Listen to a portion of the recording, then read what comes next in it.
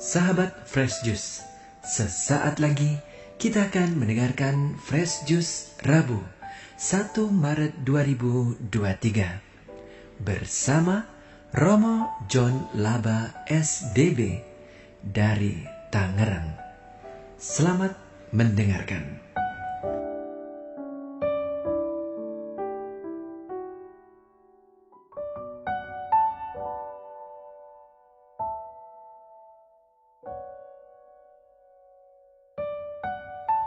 Saudari dan saudara yang saya kasih dalam Kristus, jumpa lagi bersama saya, Romo John Laba SDB, dari komunitas Novisiat Salesian Don Bosco di Tiga Raksa, Tangerang. Hari ini hari Rabu, pekan Prapaskah yang pertama. Saya akan membacakan Injil dan memberikan renungan untuk kita semua. Tuhan bersamamu dan bersama rohmu. Inilah Injil suci menurut Lukas. Dimuliakanlah Tuhan. Sekali peristiwa, Yesus berbicara kepada orang banyak yang mengurumuni dia. Angkatan ini adalah angkatan yang jahat. Mereka menuntut suatu tanda, tetapi mereka tidak akan diberi tanda selain tanda Nabi Yunus. Sebab, sebagaimana Yunus menjadi tanda bagi orang-orang Niniwe, demikian pula Anak manusia akan menjadi tanda bagi angkatan ini. Pada waktu penghakiman, Ratu dari Selatan akan bangkit bersama orang dari angkatan ini dan akan menghukum mereka. Sebab Ratu itu datang dari ujung bumi untuk mendengarkan hikmat Salomo. Dan sungguh yang ada di sini lebih dari Salomo. Pada waktu penghakiman, orang-orang Niniwe akan bangkit bersama angkatan ini, dan mereka akan menghukumnya. Sebab orang-orang Niniwe itu bertobat waktu mereka mendengarkan pemberitaan Yunus, dan sungguh yang ada di sini lebih daripada Yunus. Demikianlah sabda Tuhan. Terpujilah Kristus.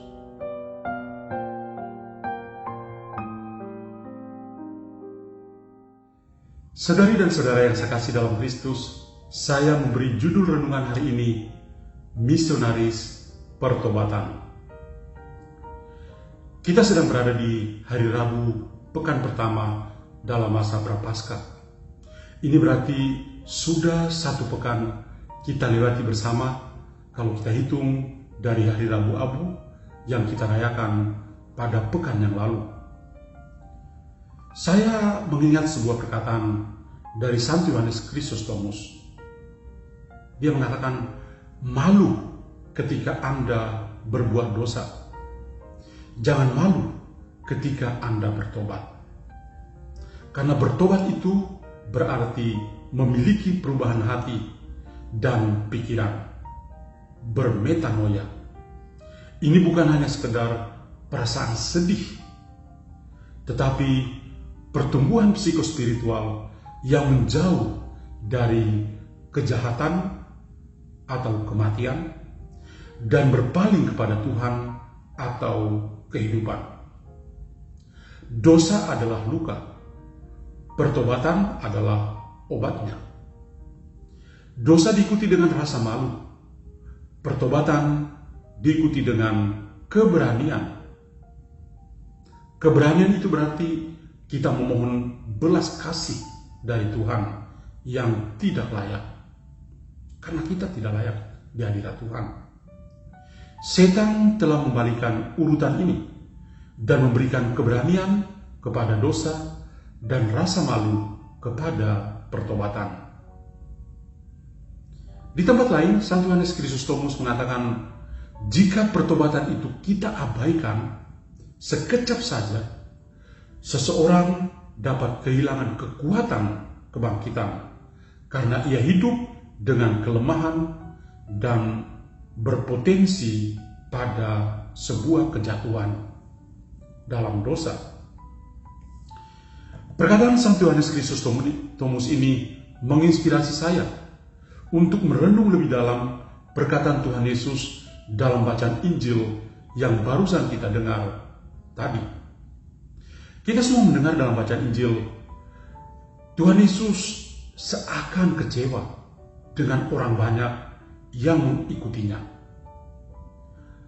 Mereka sudah mendengar sabdanya, menyaksikan dan mengalami kasih dan kebaikannya. Namun mereka masih juga belum percaya. Mereka belum juga bertobat di hadiratnya. Mereka malah menuntut suatu tanda dari Yesus untuk membuktikan siapakah Yesus itu sebenarnya. Tentu saja permintaan orang-orang banyak ini kepada Yesus mengandung sebuah reaksi yang keras dari pihak Yesus. Kita mendengar tadi Tuhan Yesus berkata, angkatan ini adalah angkatan yang jahat. Mereka menghendaki suatu tanda, tapi kepada mereka tidak akan diberikan tanda selain tanda Nabi Yunus.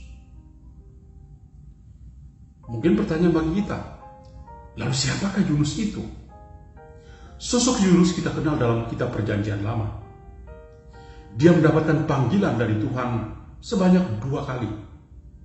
Panggilan pertama terjadi ketika Allah berbicara kepadanya, "Hai Yunus, bangunlah, pergilah ke Niniwe, kota yang besar itu, dan berserulah terhadap mereka karena kejahatannya telah sampai kepadaku."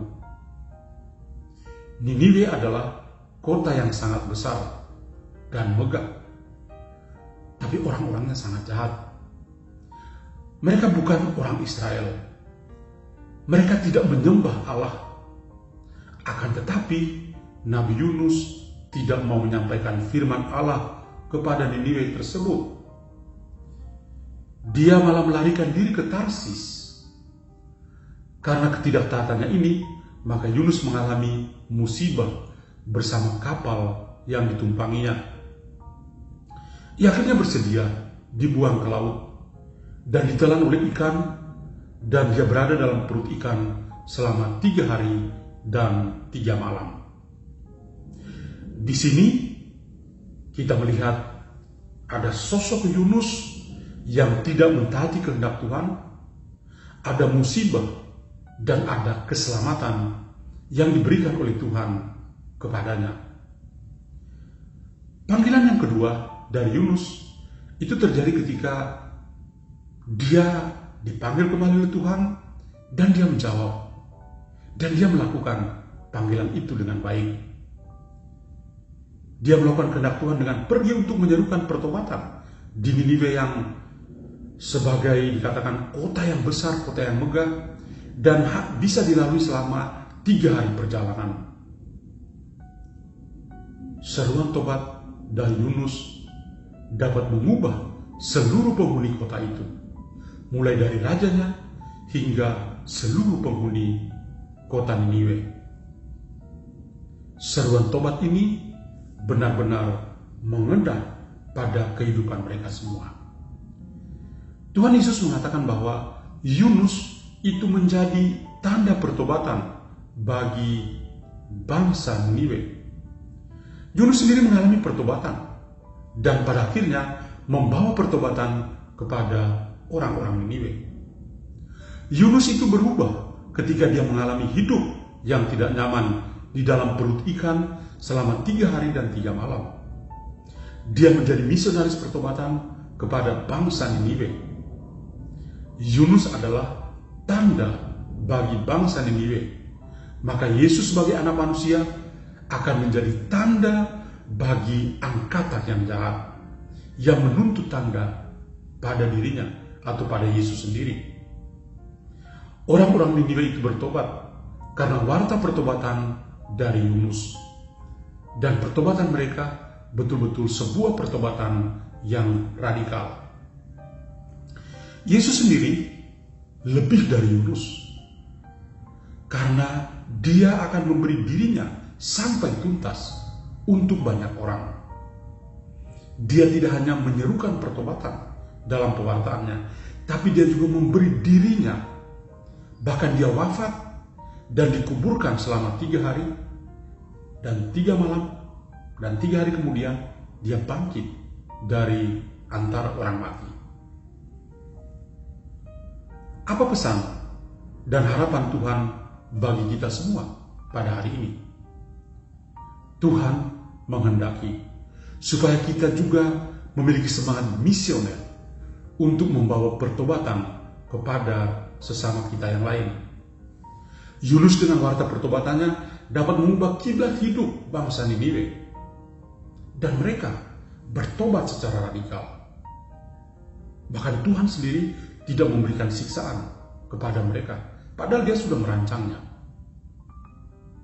Yesus lebih dari Yunus karena Dia menyerukan pertobatan, dan Dia juga mengorbankan dirinya, memberi dirinya sampai tuntas dengan wafat dan bangkit pada hari yang ketiga.